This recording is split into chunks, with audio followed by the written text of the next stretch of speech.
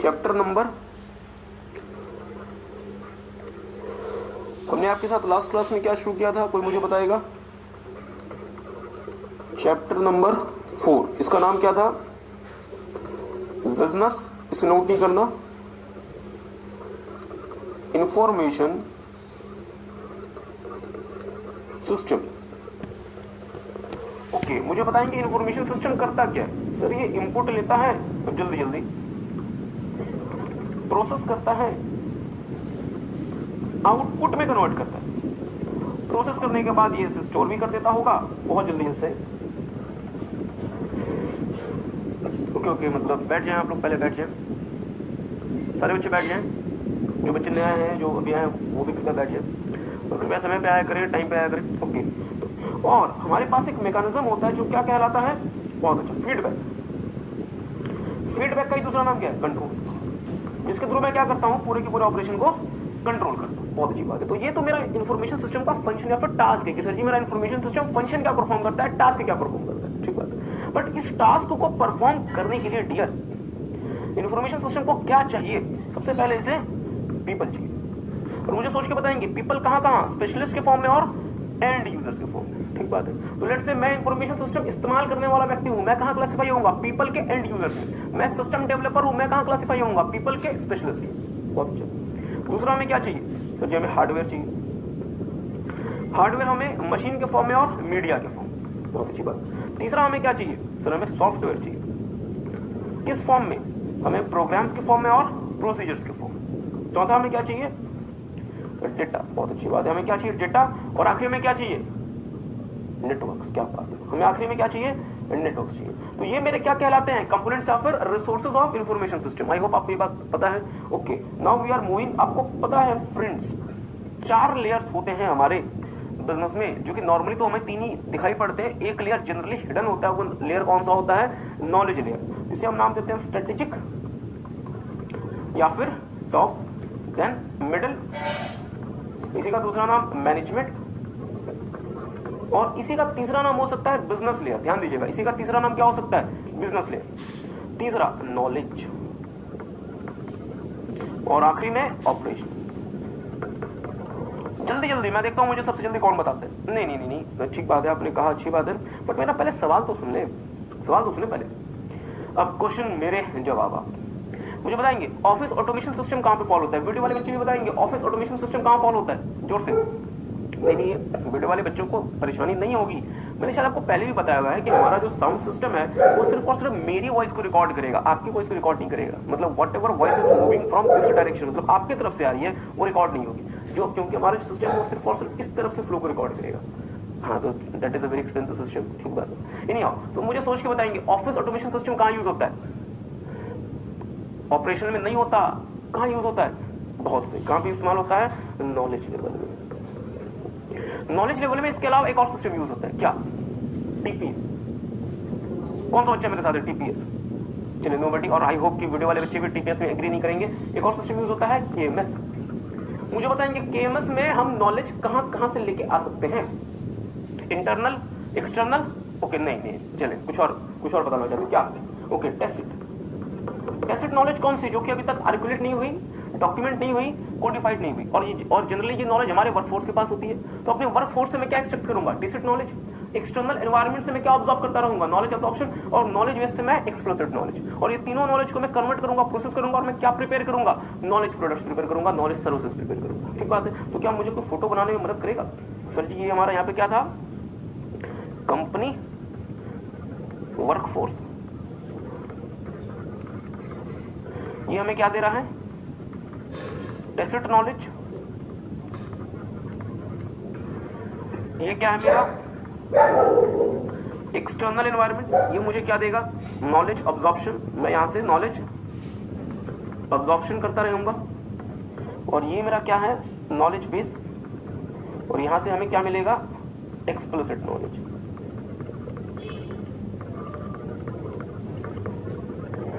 और ये सारा का सारा नॉलेज कहां जाएगा? नॉलेज प्रोसेसिंग में। और इस नॉलेज को प्रोसेस करके I will get knowledge products. बहुत अच्छे, I will get knowledge products. बहुत अच्छा आंसर। सो आई होप कि आपने घर पे रिवाइज किया था। हमने लास्ट में आपके साथ कौन सा टॉपिक किया था?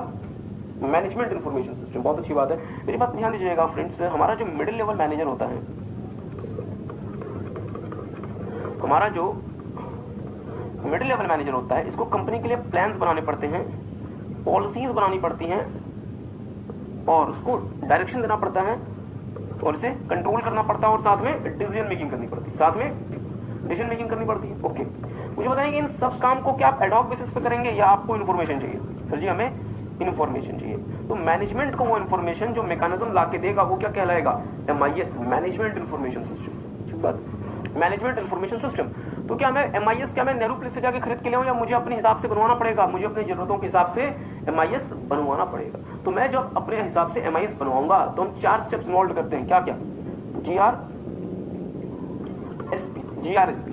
जी का मतलब ग्राउंड वर्क एग्जामिनेशन, कि सर जी प्रॉब्लम को समझो, उसके मैग्नीट्यूड को समझो और क्या क्या ऑल्टरनेट्स अवेलेबल है वो समझो। R से रिक्वायरमेंट एनालिसिस, मैनेजर या फिर यूजर से पूछो कि उसकी क्या रिक्वायरमेंट है MIS को लेकर। सिस्टम ब्लूप्रिंट, सिस्टम का ब्लूप्रिंट प्रिपेयर करो। कौन सा system? Management information system.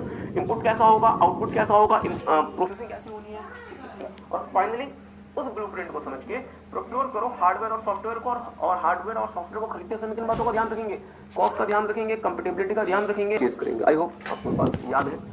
Okay, now मेरी बात पे ध्यान दीजिएगा। हमने आपके साथ लास्ट में एक टॉपिक देखा था, some dos and don'ts in MIS। MIS के दौरान कुछ करना है और क्या था? और सॉफ्टवेयर परचेज। किन बातों का ध्यान रखेंगे कि प्रोसेसिंग क्या रिक्वायरमेंट है MIS को लेकर। सिस्टम ब्लूप्रिंट, सिस्टम का ब्लूप्रिंट प्रिपेयर करो। कौन सा सिस्टम? Management information system.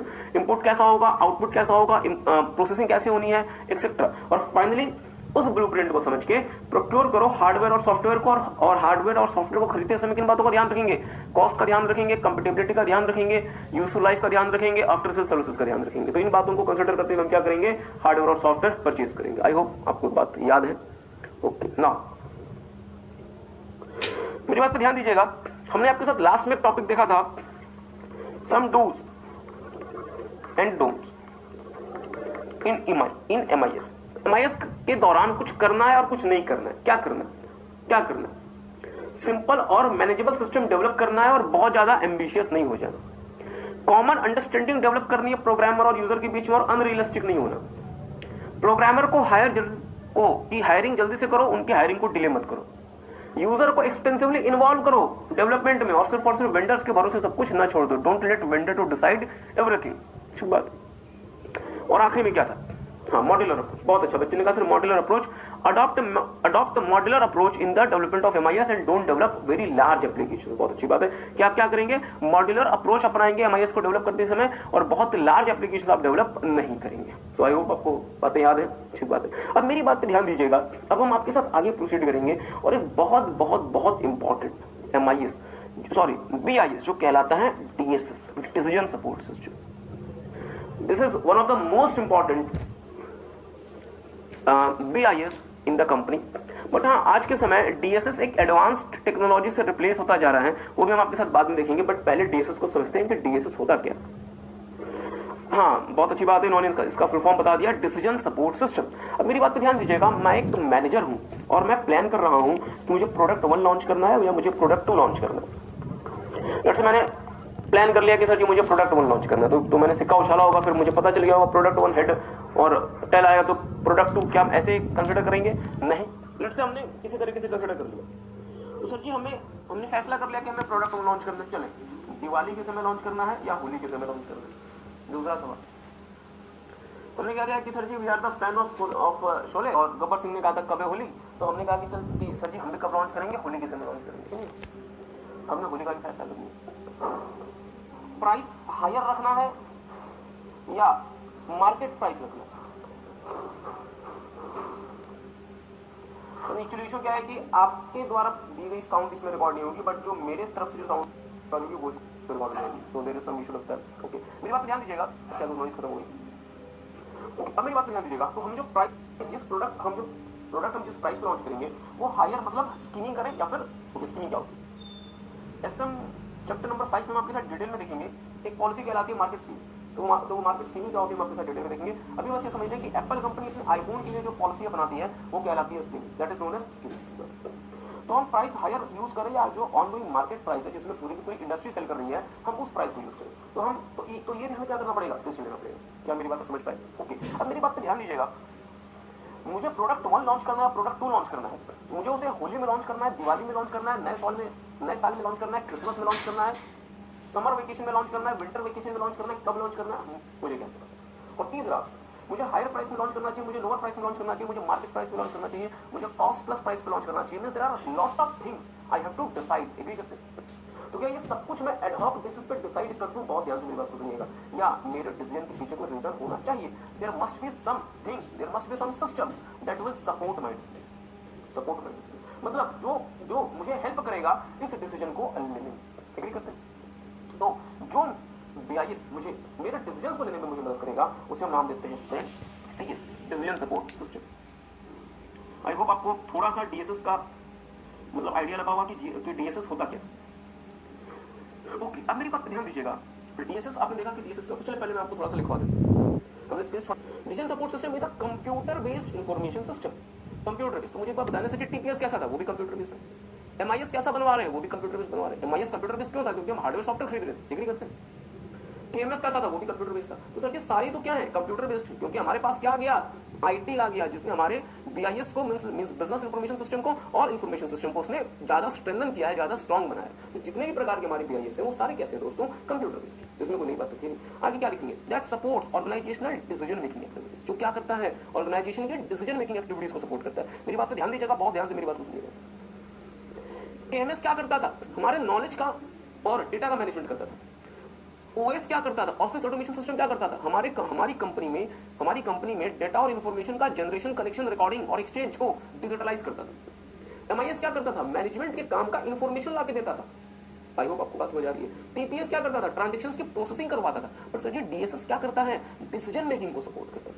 जो हमारे डिसीजन मेकिंग की एक्टिविटीज है उसे सपोर्ट करता है। तो कृपया कंफ्यूज ना हो जाए, सब में बहुत बड़ा डिफरेंस है और सारे के सारे बीआईएस एक स्पेसिफिक टास्क के लिए यूज होते हैं। आई होप आपको बात समझ आ रही है। चलिए आगे चलेंगे, आगे लिखेंगे DSS assist the managers in making decisions in a rapidly changing situations.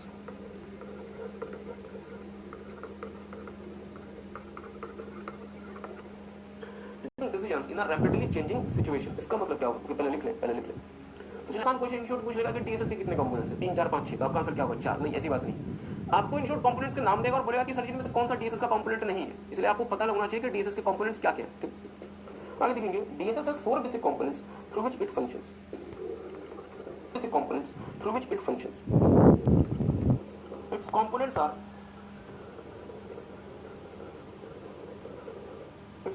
पहला लिखेंगे the user. Its components are the user. मेरा आपसे छोटा सा सवाल है, आपको नहीं पता पर मेरा आपसे छोटा सा सवाल है। डीएसएस नाम के बिजनेस इंफॉर्मेशन सिस्टम का यूजर आपके हिसाब से कौन होगा? सारे बच्चे बताएंगे, वीडियो वाले बच्चे बताएंगे। डीएसएस नाम के बिजनेस इंफॉर्मेशन सिस्टम का आपके हिसाब से यूजर कौन होगा, कौन डीएसएस इस्तेमाल करता होगा? ओके, ऑप्शन कंपनी का सीईओ, क्या वो डीएसएस इस्तेमाल करेगा? नहीं, तो नहीं करेगा। तो बहुत अच्छा जवाब। आपका नाम अमित, ओके, आपसे पहले भी जवाब देते रहे ना, क्या बात है। अमित जी हमारे बहुत अच्छे स्टूडेंट हैं जो कि हमारे साथ इन्वॉल्व होते हैं, घर से रिवाइज करके आते हैं। उन्होंने कहा कि सर सीईओ इस्तेमाल जनरली इसलिए नहीं करेंगे क्योंकि उनके पास एक अपना सेपरेट सिस्टम है ईआईएस के नाम। इसलिए डीएसएस का यूजर कौन होगा? जो हमारा जनरली मिडिल लेवल मैनेजर्स होगा वो हमारा क्या होगा, डीएसएस का यूजर होगा। बहुत अच्छी बात, इसी बात लिखेंगे। User is a manager with unstructured or semi-structured problem. बहुत अच्छी बात है, ओके, इसको फिर से यहाँ पे क्या लिखा है, user is a manager with a unstructured और सेमी स्ट्रक्चर्ड प्रॉब्लम। बहुत अच्छी बात है, अनस्ट्रक्चर्ड और सेमी स्ट्रक्चर्ड प्रॉब्लम। तो पहले इसको लिख लें, फिर इसको समझेंगे कि मैनेजर हमारा उसके पास क्यों अनस्ट्रक्चर्ड या सेमी स्ट्रक्चर्ड प्रॉब्लम आएगा। टेक सम टाइम, पहले इसको लिख लें, देन वी विल सी। और इसमें जो 2 शब्द आपको खास तौर पे ध्यान रखने हैं, हाँ बहुत अच्छी बात है, एक है अनस्ट्रक्चर्ड और एक है सेमी स्ट्रक्चर्ड। अनस्ट्रक्चर्ड या फिर सेमी स्ट्रक्चर्ड प्रॉब्लम। क्या कह रहे हैं? ग्रीन अच्छा नहीं लग रहा? ओके, होली में लॉन्च करूं, दिवाली में लॉन्च करूं, न्यू ईयर में लॉन्च करूं, बर्थडे के अपने अपने बर्थडे वाले दिन लॉन्च कर दूं, किस प्राइस में लॉन्च करूं, किस मोड के थ्रू लॉन्च करूं, सिर्फ और सिर्फ एक स्टेट में लॉन्च करूं या उसका पूरे इंडिया में लॉन्च करूं या ग्लोबल लॉन्च करूं?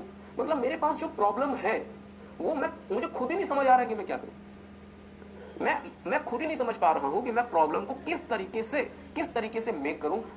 इसका मतलब कि मुझे बहुत सारा कुछ आपसे समझना है और आप जैसे जैसे मुझे बताते जाएंगे मेरी जो प्रॉब्लम है वो धीरे धीरे स्ट्रक्चर्ड होती जाएगी। बट अभी जो मेरी प्रॉब्लम है वो पूरी तरीके से I myself is not getting what I want to no.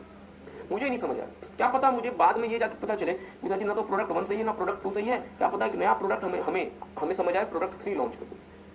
I hope आपको बात समझ आई होगी। तो इस तरीके से हम क्या देख रहे हैं कि हमें खुद ही नहीं समझ आ रहा कि हम जो प्रॉब्लम आपके पास लेकर आए हैं क्या एग्जैक्टली हमें इसी प्रॉब्लम का आपसे जवाब चाहिए, या हमें बाद में जाके पता चलेगा कि सर ना तो प्रोडक्ट 1 एक फिजिबल ऑप्शन है ना प्रोडक्ट 2 एक फिजिबल ऑप्शन है, एक नया प्रोडक्ट हमें दोबारा से हमें रिथिंक करना पड़ेगा प्रोडक्ट 3 के नाम से या फिर प्रोडक्ट 4 के नाम से। जिसमें आपको एक छोटा सा एग्जांपल देता हूं, आप लोग सर ऐसा प्रैक्टिकली थोड़ी ना होता, बिल्कुल मारुति सुजुकी इंडिया लिमिटेड की एक गाड़ी हुआ करती थी SX4, जो कि मारुति की सबसे प्रीमियम गाड़ी मानी जाती थी, सबसे प्रीमियम कार मानी जाती थी। मारुति ने 1 साल के अंदर इसको लॉन्च करके इसको विड्रॉ कर लिया और दोबारा XS4 लॉन्च ही नहीं किया।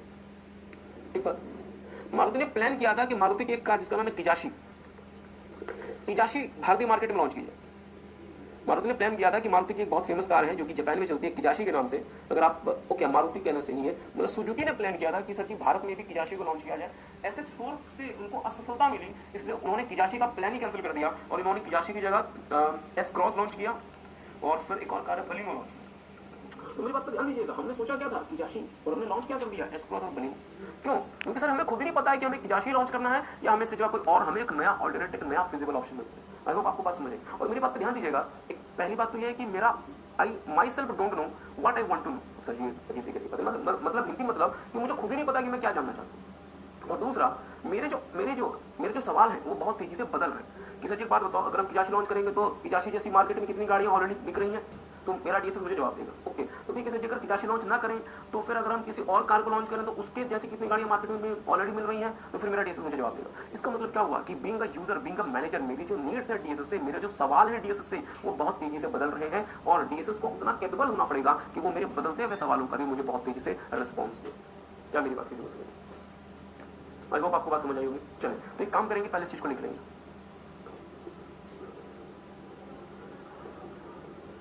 हाँ, एक और छोटी सी बात, user is not required to have a computer background to use DSS. मतलब यूजर का कोई कंप्यूटर बैकग्राउंड नहीं होना चाहिए अगर उसे डीएसएस यूज करना है, तो ये करें तो ज्यादा जीत होगी। चलिए, तो आगे आपको लिखना है पॉइंट नंबर 2 में लिखेंगे डेटाबेस। तो मुझे सोच के बताएंगे, टेक सम टाइम। यदि मारुति सुजुकी इंडिया लिमिटेड के मैनेजर को समझना है कि उसे कौन सी गाड़ी मार्केट में लॉन्च करनी चाहिए, तो क्या मारुति सुजुकी इंडिया लिमिटेड के मैनेजर को कंपनी की इंटरनल डेटाबेस का पता होना चाहिए कि सर हमने प्लान कर लिया कि हम BMW जैसी गाड़ी मार्केट में लॉन्च करेंगे, बट हमारे पास तो उस तरह की फैक्ट्री नहीं, हमारे पास तो उस तरह के वर्कर्स नहीं है, हमारे पास तो उस तरह का इंफ्रास्ट्रक्चर नहीं। Means I need the internal database of the company. Agree करते हैं? पर सर मुझे एक बात बताओ, क्या सिर्फ इंटरनल डेटाबेस से काम चल जाएगा या मुझे अपने कॉम्पिटिटर्स को भी देखना पड़ेगा कि सर अगर हम किजाशी लॉन्च कर रहे हैं या अगर हम SX4 लॉन्च कर रहे हैं या हम S क्रॉस लॉन्च कर रहे हैं, तो हुंडई की कौन सी कार हमारी कॉम्पिटिटर? हुंडई हर महीने उस कार को कितने यूनिट्स को सेल कर रहा है, टोयोटा कौन सी कार इस तरीके की मार्केट में लेकर आने की प्लानिंग कर रहा है? क्या मुझे बातें पता होनी चाहिए, तो ही तो मैं फैसला ले पाऊंगा कि मुझे कौन सी गाड़ी लॉन्च करनी है। It means not only my internal database is sufficient, मुझे साथ में क्या चाहिए, एक्सटर्नल डेटाबेस। ओके, ठीक बात है, मैं एक्सपेक्ट कर रहा था इनका क्वेश्चन है वीडियो वाले बच्चे भी सुनेंगे कि सर एक्सटर्नल डेटाबेस हमारे पास कहां से आएगा। लेकिन एक्सटर्नल डेटाबेस कहां से आएगा, ये कोई ऐसा नहीं कि एक्सटर्नल डेटाबेस का आपको डेटा मार्केट से खरीदना पड़ेगा। इंटरनेट में आज के समय सब कुछ अवेलेबल है और हर एक इंडस्ट्री का एक रेगुलेटर होता है, एक एसोसिएशन होता है जिसमें वो मतलब जिसमें उस इंडस्ट्री के जितने भी प्लेयर्स हैं अपनी जानकारी अपलोड करते रहते हैं। नहीं, इनका कहना अगेन बिल्कुल सही है। मुझे बात बताए ना, मारुति हुंडई का कोई सीक्रेट फॉर्मूला थोड़ा जानना चाहता है। मारुति तो हुंडई की वो जानकारी जानना चाह रहा है ना जो कि पब्लिक डोमेन में। क्या हुंडई ने देश में नहीं बताया होगा कि उसने जो क्रेटा है वो किस प्राइस में लॉन्च की है? बताया होगा। क्या हुंडई हर महीने नहीं बताता है कि सर हमने हर महीने कितनी यूनिट्स हमने क्रेटा सेल किया? भारत देश में सारी की सारी ऑटोमोबाइल कंपनीज उन्होंने हर महीने कितनी गाड़ियां सेल की, कौन से मॉडल की, उनको बताना पड़ता है, उनको अपना रिकॉर्ड दिखाना पड़ता है। तो वहां से हम क्या उठा लेंगे, एक्सटर्नल डेटाबेस। जल्दी से लिखेंगे DSS uses containing both internal internal and external data, मतलब डीएसएस में हमारे पास जो डेटाबेस होगा वो इंटरनल नेचर का भी होगा और एक्सटर्नल नेचर का भी होगा, जिसमें हमारी कंपनी का इंटरनल डेटा है और जिसमें हम इंडस्ट्री का डेटा लिखाएंगे। ठीक, तीसरा लिखेंगे जल्दी से, डेटा लिखाएंगे। ठीक, तीसरा लिखेंगे जल्दी से, प्लानिंग लैंग्वेज।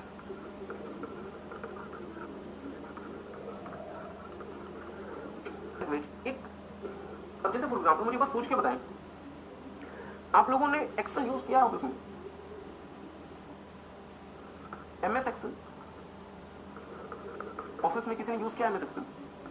एक्सेल में क्या होता है, ह्यूज क्वांटिटी ऑफ डेटा, और आप एक्सेल में क्या करते हैं, थोड़े बहुत मतलब छोटे छोटे फॉर्मूलेज यूज करते हैं और उन फॉर्मूलेज के बेसिस पे ये जो डेटा है आप इसकी प्रोसेसिंग करते हैं। जैसे बहुत बेसिक फॉर्मूलाज क्या क्या हो सकते हैं जिसके लिए आपको फॉर्मूला लिखना भी नहीं पड़ता, आप सिर्फ और सिर्फ यूजर इंटरफेस पे जाके क्लिक कर सकते हैं कि सर जी ये जितना भी डेटा है इसको ना शॉर्ट कर दो असेंडिंग ऑर्डर में या फिर डिसेंडिंग ऑर्डर में, कौन सा डेटा हमारा रिपीटेटिव नेचर का उसे हाईलाइट कर दो, कौन सा डेटा किस रेंज में फॉल कर रहा है इसे बता दो। और इसके अलावा भी आप बहुत सारे कुछ कर सकते हैं एमएस एक्सेल में, एग्री करते हैं? मतलब आप एमएस एक्सेल में क्या कर रहे होते हैं, आप कमांड टाइप कर रहे होते हैं और आपके दिए गए कमांड की बेसिस पे एमएस एक्सेल उस डेटा में उस तरीके की प्रोसेसिंग करके आपको उसका रिजल्ट बता देते हैं। आपको बात समझ आ रही है? सेम सिचुएशन है डीएसएस। डीएसएस में भी हमारे पास क्या होंगे, प्लानिंग लैंग्वेज, जिसकी मदद से मैं अपने डेटा में प्रोसेसिंग कर सकता हूं। तो डीएसएस में हम दो प्रकार के प्लानिंग लैंग्वेज यूज करते हैं डियर, एक होता है जनरल पर्पस प्लानिंग लैंग्वेज जो कि हमें जनरल टास्क परफॉर्म करने को देगा, और एक होता है स्पेशल पर्पस प्लानिंग लैंग्वेज जिसकी मदद से मैं स्पेशल मतलब मैं जनरल पर्पस के मुकाबले हाई लेवल के टास्क को परफॉर्म कर सकता हूं। इसी बात को लिखेंगे, planning languages in DSS comma, थोड़ा सा ध्यान दीजिएगा, थोड़ा सा ध्यान दीजिएगा।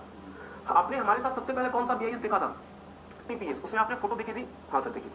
दूसरा हमने देखा था ओएस, क्या उसमें फोटो थी? नहीं। तीसरा हमने देखा था केएमएस, क्या उसमें फोटो थी?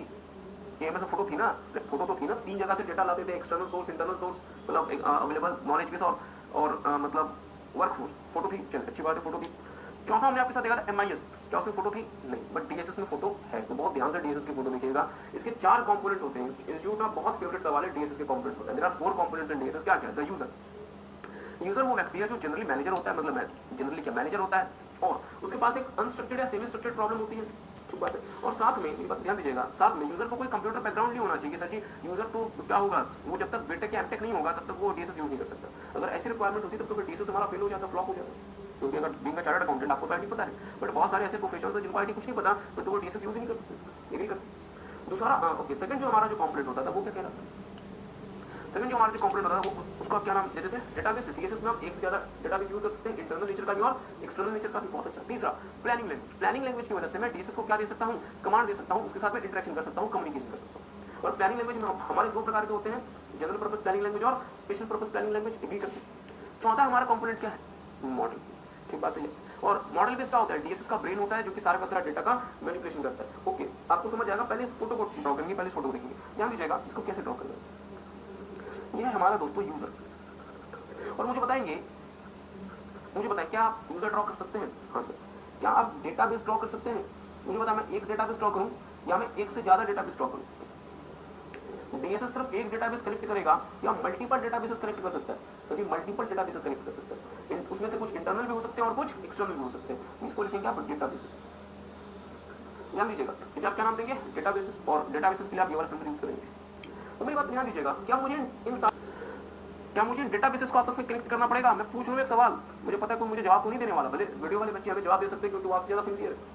पूछ लो एक सवाल, बच्चा कह रहा है सर रहने, हाँ चले कुछ आंसर है सर, पूछ लो। याद करें, अलग अलग बिजनेस प्रोसेसेस के डेटाबेस को आपस में कनेक्ट करता था एक सॉफ्टवेयर, आपने चैप्टर नंबर 1 में देखा था। उसे आप क्या नाम देते थे, उसे क्या नाम देते थे? फिर से सुनिए, अलग अलग प्रोसेसेस, अलग अलग बिजनेस प्रोसेसेस के डेटाबेस को एक सॉफ्टवेयर ऑलरेडी कनेक्ट करता था, आपने चैप्टर नंबर 1 में देखा था। हाँ, traditional IT architecture versus process IT architecture. उस सॉफ्टवेयर को क्या नाम देते थे, उस लेयर को क्या नाम देते थे? क्या बात है, दिल खुश कर दिया बच्चे ने, क्या नाम था? Process layer. यही करते हैं। इसी तरीके से यहाँ पे हमारे पास एक सॉफ्टवेयर होगा जो कि अलग अलग डेटाबेसेस को आपस में कनेक्ट करेगा, बट ये क्या कहलाएगा, डीएसएस सॉफ्टवेयर। ध्यान दीजिएगा, इसे क्या नाम देंगे, डीएसएस सॉफ्टवेयर। इसे क्या नाम देंगे, डीएसएस सॉफ्टवेयर। ओके, एक सेकेंड, इसे क्या नाम देंगे, डीएसएस सॉफ्टवेयर। क्या कह रहे हैं, नाम पूछो। ओके हाँ चलिए, आपका नाम जिसने बताया, आपका नाम अंकित। अंकित जी ने हमें बताया है कि सर वो कहलाता था प्रोसेस लेयर, ठीक बात है। तो हम अंकित जी का हम मतलब धन्यवाद करना चाहेंगे और उनको हम मतलब शाबाशी देना चाहेंगे कि वो घर से पढ़ के आते हैं। और आई होप कि वीडियो वाले बच्चों ने भी आंसर दिया होगा सही से। डीएसएस सॉफ्टवेयर क्या, ये बात समझ पाए? डीएसएस सॉफ्टवेयर, अब मेरी बात थोड़ा सा ध्यान दीजिएगा, मुझे बताएं, मुझे सोच के बताएं, डेटाबेस में जितना भी डेटा है फ्रेंड्स, वो किस फॉर्म में? बाइनरी। तो क्या मैं बाइनरी से मैं अपने नेचुरल लैंग्वेज में कम्युनिकेट कर पाऊंगा? लेट्स से बाइनरी मेरी बात सुन लेती है, वो मेरे पास पहुंच जाती है, क्या मैं बाइनरी पढ़ लूं? नहीं। तो मुझे क्या चाहिए बाइनरी से कम्युनिकेट करने के लिए, डेटाबेस से कम्युनिकेट करने के लिए? User interface. I need user interface. मुझे क्या चाहिए? User interface. मुझे क्या चाहिए? User interface. ठीक है, मतलब यूजर इंटरफेस का बेसिक मतलब क्या हुआ यहाँ पे? कि अब इसको कंपेयर करें बीपीएम आईटी आर्किटेक्चर से, यूजर इंटरफेस क्या है? क्या बात है, प्रेजेंटेशन। यूजर इंटरफेस क्या है? प्रेजेंटेशन है। अमित जी ने इनका सही जवाब दिया है, मुझे अपना नाम याद हो गया, अमित जी इन्होंने सही जवाब दिया है, प्रेजेंटेशन है। आई होप आपको बात समझ में। ठीक है, तो अब मुझे सोच के बताइएगा, यूजर इंटरफेस को मैं कमांड कैसे दूंगा? मैं यूजर इंटरफेस को कमांड कैसे दूंगा? जैसे फॉर एग्जांपल आप जब अपने लैपटॉप की स्क्रीन ओपन करते हैं तो आप क्या लैपटॉप की स्क्रीन को कुछ कमांड देते हैं?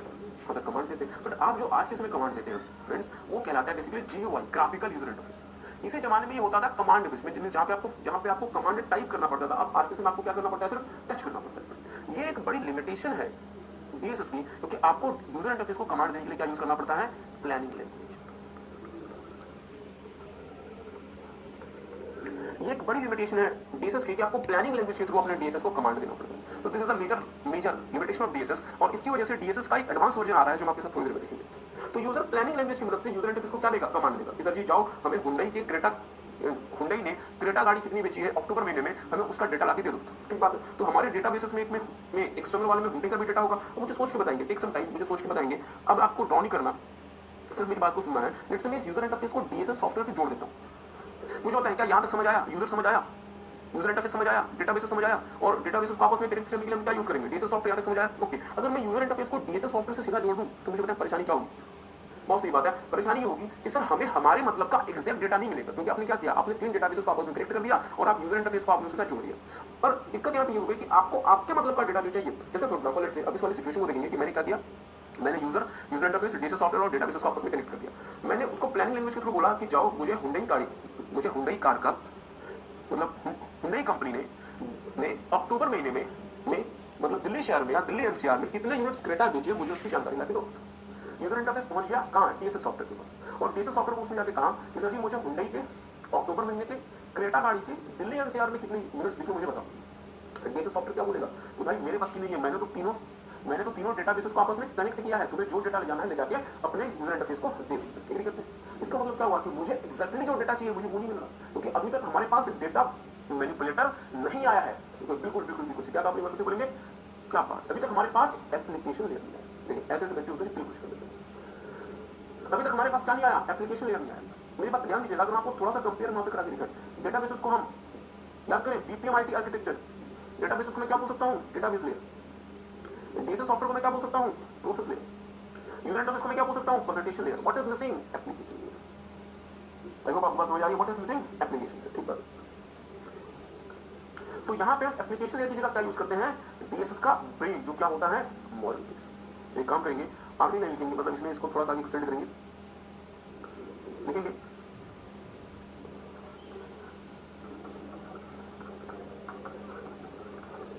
Model base.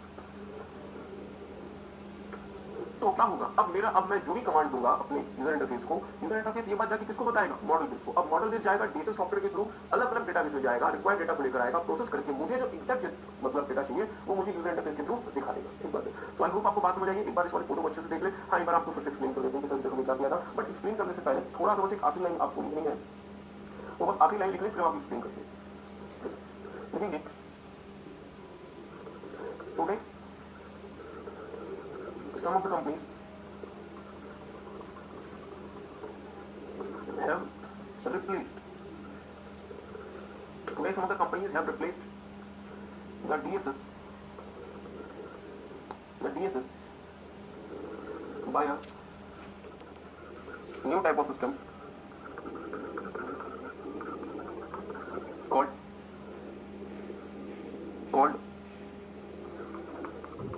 online analytical processing, or ONAP. Today, some of the companies have replaced the DSS by a new type of system called online analytical processing. ध्यान दीजिएगा, ऑनलाइन एनालिटिकल प्रोसेसिंग, इसको short में OLAP भी कहा जाता है। Online analytical processing होता क्या है, आपके सिलेबस का पार्ट नहीं है, ये नए सिलेबस जो EI सिस्टम में बच्चों को थोड़ा सा देखना है, आपको सिर्फ और सिर्फ इसका फुल फॉर्म याद रखना है, ऑनलाइन एनालिटिकल प्रोसेसिंग, जिसको शॉर्ट में हम OLAP कहते हैं। तो इन शॉर्ट आपसे OLAP MCQ में डाल सकते हो और कह सकते हैं कि बताओ सर ये क्या है, तो आपको पता होना चाहिए OLAP का मतलब क्या होगा, ऑनलाइन एनालिटिकल प्रोसेसिंग। चल अब हम आपको दोबारा से DSS को फिर से एक्सप्लेन करते हैं। मेरे बात ध्यान दीजिएगा, मिडिल लेवल मैनेजर्स को कंपनी के बिहाफ पे बहुत सारे डिसीजन लेने पड़ते हैं, ठीक है। अब सबसे बड़ा इशू ये बनता है कि सर ये कौन सा डिसीजन है, इसलिए हमारे पास एक डिसीजन को हमारे सपोर्ट करने वाला सॉफ्टवेयर होना चाहिए, जो क्या कहलाएगा, DSS के 4 कंपोनेंट्स होते हैं। पहला यूजर वो मैनेजर होता है जिसके पास सेमी स्ट्रक्चर्ड और अनस्ट्रक्चर्ड प्रॉब्लम होती है और उसको कंप्यूटर का कोई बहुत ज्यादा बैकग्राउंड नहीं चाहिए, उसको बस एक हल्की फुल्की उसको प्लानिंग लैंग्वेज ऑपरेट करनी है। दूसरा प्लानिंग लैंग्वेज जो जनरल पर्पस हो सकती है और स्पेशल पर्पस हो सकती है। तीसरा डेटाबेस, ओके हाँ, सेकंड क्या था, डेटाबेस हमारे पास दो तरह के हो सकते हैं, इंटरनल भी एक्सटर्नल भी, और थर्ड क्या था, प्लानिंग लैंग्वेज, और चौथा क्या था, मॉडल बेस किसी भी DSS का सबसे ज्यादा क्रूशियल कंपोनेंट होता है, क्योंकि जितना भी डेटा में मैनिपुलेशन होना है, प्रोसेसिंग होनी है, वो कौन करेगा, मॉडल बेस करेगा। और इसकी फोटो कैसे बनेगी, सबसे पहले आप लिखेंगे यूजर के साथ क्या होगा, यूजर इंटरफेस, यूजर के साथ कैसे कनेक्टेड है, वाया प्लानिंग लैंग्वेज, ठीक बात। बिल्कुल एंड में डेटाबेस को आपस में कौन कनेक्ट करेगा, मॉडल बेस, सॉरी क्या, DSS सॉफ्टवेयर और यूजर इंटरफेस के बीच में क्या होगा, मॉडल बेस, जो कि सारी की सारी मैनिपुलेशन करेगा, प्रोसेसिंग करेगा। आई होप आपको बात समझ में। तो टेक सम टाइम एक बार इस फोटो को देख लें।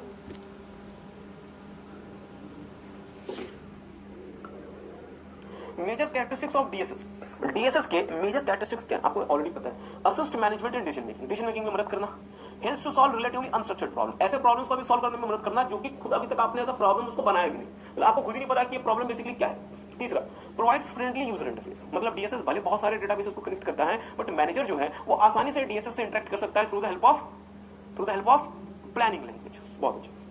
Respond quickly to the changing needs, management की जरूरतें बदलती रहेंगी, मैनेजर कभी बोलेगा कि सर जी हमें क्रेटा की जानकारी दो, और अगले ही पल मैनेजर बोल सकता है कि हमें टोयोटा की जानकारी दो।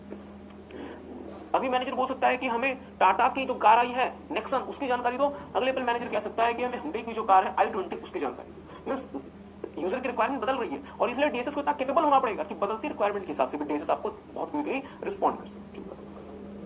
Connects multiple databases both internal and external, तो मुझे सोच के बताएंगे, हाँ नहीं ठीक बात है। उन्होंने कहा कि सर क्या इसको नोट नहीं करना, नहीं आपको नोट नहीं करना, इसलिए मैंने आपको ऑलरेडी प्रिंट कर दिया हुआ है। हमारा पर्पस ये दोस्तों कि आपको बेवजह चीजें नोट न करनी पड़े। कैरेक्टरिस्टिक्स क्योंकि आपने ऑलरेडी DSS समझ लिया, तो कैरेक्टरिस्टिक्स कोई बहुत ज्यादा मुश्किल नहीं था, इसलिए हमने इसको प्रिंट करके दी। तो ध्यान दीजिएगा DSS में क्या क्या इसकी मेजर कैरेक्टरिस्टिक्स है, मैनेजमेंट को डिसीजन मेकिंग में मदद करना, अनस्ट्रक्चर्ड और सेमी स्ट्रक्चर्ड प्रॉब्लम को सॉल्व करवा के देना, फ्रेंडली यूजर इंटरफेस प्रोवाइड करना, बदलते हालात के हिसाब से क्विकली रिस्पॉन्ड करना, और बहुत सारे डेटाबेसेस को इंटरनल और एक्सटर्नल दोनों नेचर के डेटाबेसेस को आपस में कनेक्ट करना। ठीक बात है। अब हम बहुत तेजी से मूव करेंगे एग्जीक्यूटिव इन्फॉर्मेशन सिस्टम या फिर एग्जीक्यूटिव सपोर्ट सिस्टम। ध्यान दीजिएगा